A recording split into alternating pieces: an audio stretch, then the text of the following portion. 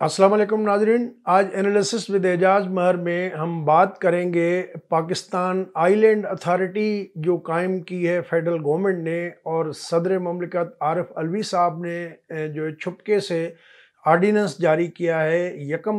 2 सितंबर को जो है वो उन्होंने आर्डीनेंस जारी किया, और ये आर्डीनेंस जो है मीडिया को गुज़िश्ता रोज़ जो है वो जारी किया गया था।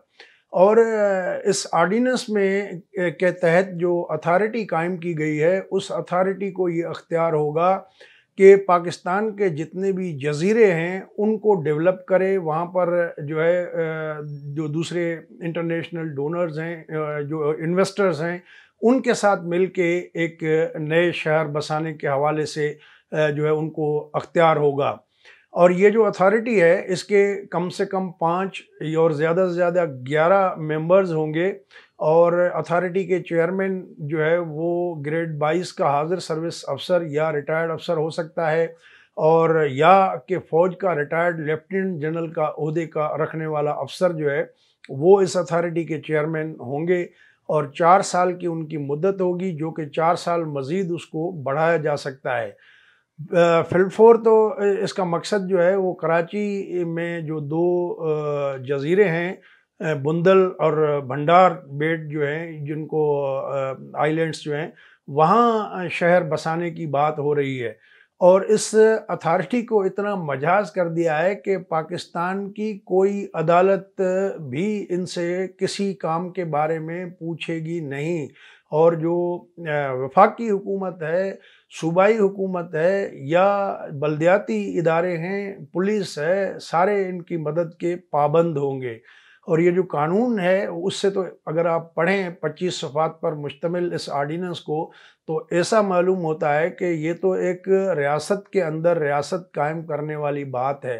तो बहरहाल हालांकि आइन के तहत अगर देखा जाए तो जो आइन का आर्टिकल 172 उसकी सब क्लास 2 को देखा जाए तो 12 नाटिकल माइल के अंदर जो समंदरी हदूद हैं वो सूबे की मिल्कियत करार दिए गए हैं।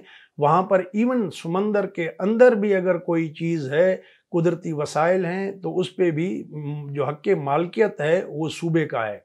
लेकिन अब ये कराची से चंद ही फासले पे वाक़े ये जो 2 जज़ीरे हैं, वहाँ पर जो है ये अख्तियार दिया गया है इस अथॉरिटी को कि ये वहाँ पर जो है नया शहर आबाद करे, जो कि दुनिया के जदीद तरीन शहरों में एक होंगे।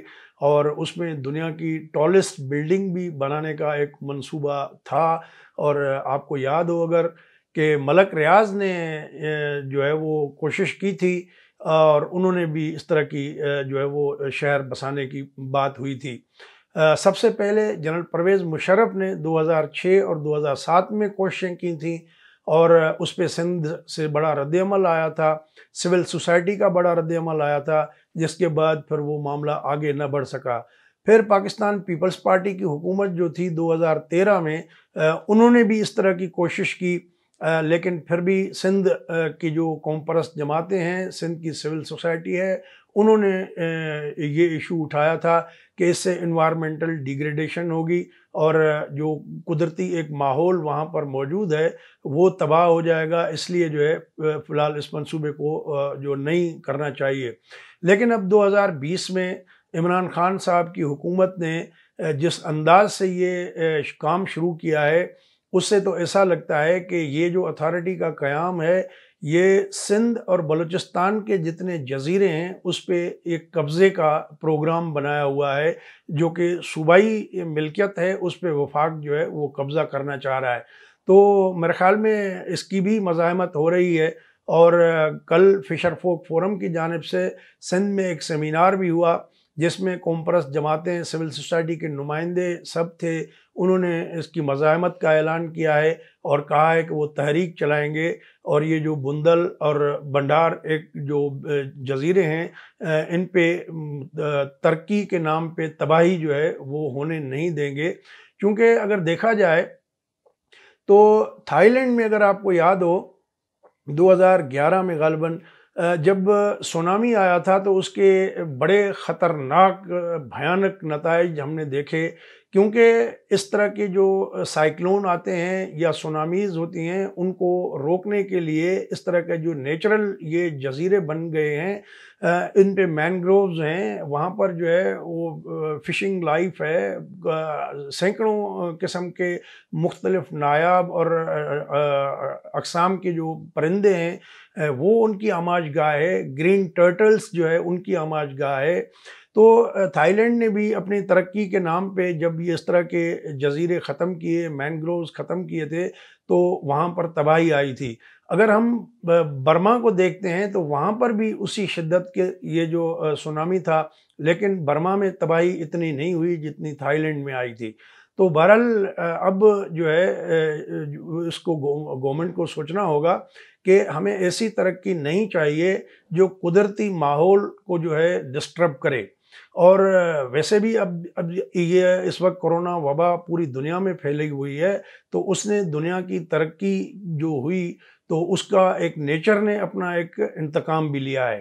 तो बहरहाल नेचर के साथ जो है वो छेड़छाड़ नहीं करनी चाहिए, क्योंकि ये जो एरिया जिनको डेवलप करने की बात की जा रही है, वहाँ पर जेली फिश भी है, फ्लेमिंगोज़ है, क्रेन्स हैं, ये जो पूंजें हैं वो आती हैं, और बहुत सारे पेलिकॉन्स हैं। तो एक उनके लिए एक ब्रीडिंग ग्राउंड है उनका। तो ये पूरा जो है इकोसिस्टम एक तबाह होगा। तो इकोसिस्टम के अलावा चलें वो तो चीज़ें अपनी जगह पे, लेकिन दादागिरी के साथ जिस तरह फेडरल गवर्नमेंट ये कर रही है, इस तरीके से रियासतें नहीं चलती। जब कानून आइन ये मजाज बनाता है सूबे को कि ये आपकी प्रॉपर्टी है, तो आप सूबे से पूछे बगैर बाला बाला एक ऐसी स्टेट विद इन स्टेट जैसा अख्तियार रखने वाली अथॉरिटी कायम करके उसको ये कैसे अख्तियार दे सकते हैं कि आप जाके सिंध की जो है वो उस पर जाके कब्ज़ा करें और अपना जो है वो बंदर बांट करें। तो बहरहाल इसमें IUCN ने भी जो बड़ा एतराज़ उठाया है, और IUCN ने तो बाकायदा सर्वे भी किया है इस पे, और एक उन्होंने हैंडबुक भी जारी किया है। उसको अगर हम देखते हैं, पाकिस्तान का जो कोस्टल एरिया बनता है, कोस्टल लाइन है, वो 990 किलोमीटर डिक्लेयर की है IUCN ने। लेकिन मुख्तलिफ ज़राए से उसकी मुख्तलिफ पैमाइश सामने आती रही है। अगर आप सर्च करेंगे तो उसमें कहीं जो है 1146 किलोमीटर जो है कोस्टल लाइन पाकिस्तान की बताई गई है। तो बहरहाल हम अपने इस प्रोग्राम में IUCN के हैंडबुक को फॉलो करते हुए 990 किलोमीटर जो उन्होंने कोस्टल लाइन बताई है, उसमें से तकरीबन 720 जो किलोमीटर है वो बलूचिस्तान के अंदर है, जबकि 270 किलोमीटर जो है कोस्ट लाइन ये सिंध का है। तो ये आइलैंड अथॉरिटी जो है एक लिहाज से ये सिर्फ मामला बुंदल या भंडार जो बेट हैं या जो जजीरे हैं वहाँ तक महदूद नहीं रहेगा।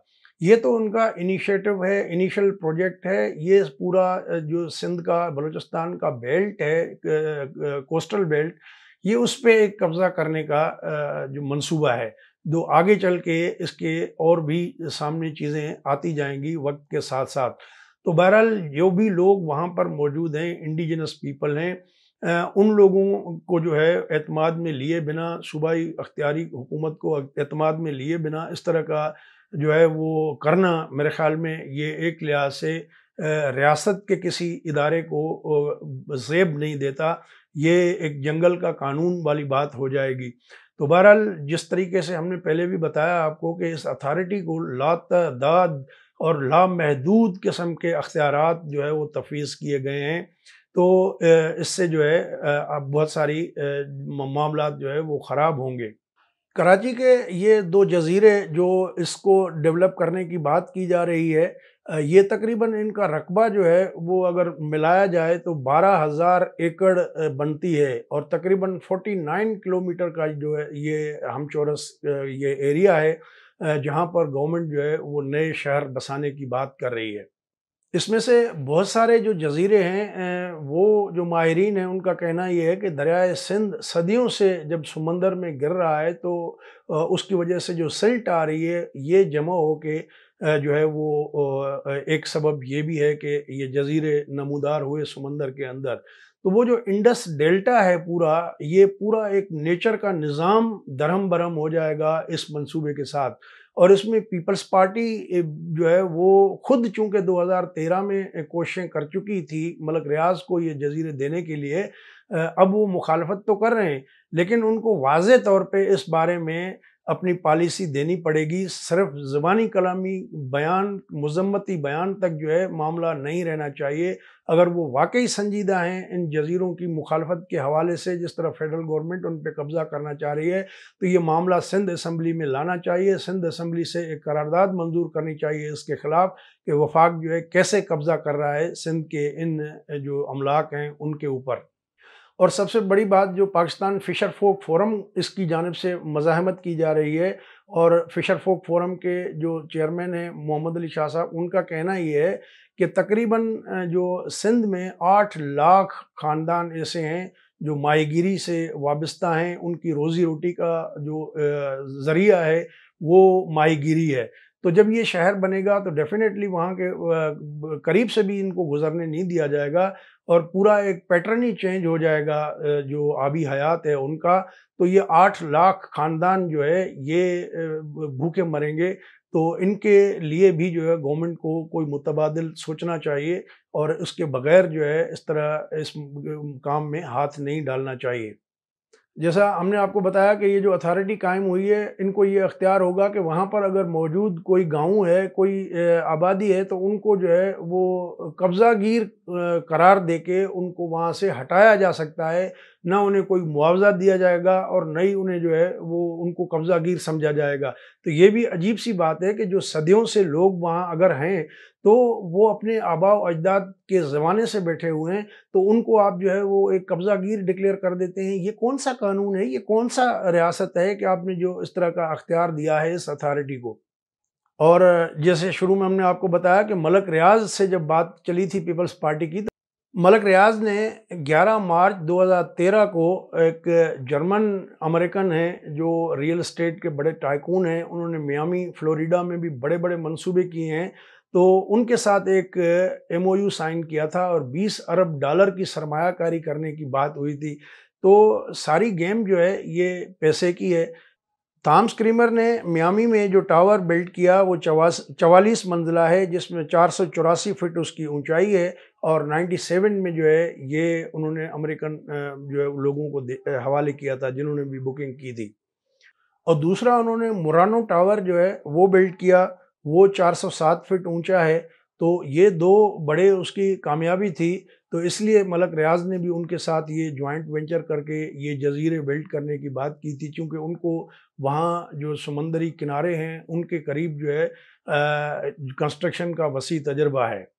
तो बहरहाल ये वक्त ऐसा है कि इस पे सिंध में रहने वाले जो भी लोग हैं उन सबको इस पे मिल के एहतजाज करना चाहिए, बजाय इसके कि हम अपनी नफ़रतों और लिसानी बुनियाद पे मुख्तलिफ जो है वो एक दूसरे से अलहदा रहें या तकसीम हो जाएं। तो हमें सिंध में रहने वाले सारे लोगों को इसकी मालकी करनी चाहिए और इसका मज़ाहमत करनी चाहिए कि फ़ेडरल गवर्नमेंट जिस तरीके से ये कर रही है कब्ज़े की कोशिश, उसको जो है मेरे ख़्याल में ऐसा नहीं करना चाहिए। उसके लिए सिंध के लोगों को इसके लिए बाकायदा एक मज़ाहमत करनी चाहिए। दोस्तों, अगर ये वीडियो आपको अच्छी लगी हो तो अपने दोस्तों के साथ भी शेयर करें। हमारा चैनल अभी तक अगर सब्सक्राइब नहीं किया तो उसको सब्सक्राइब कर लें। अगली वीडियो तक इजाज़त दीजिए। अल्लाह हाफ़िज़।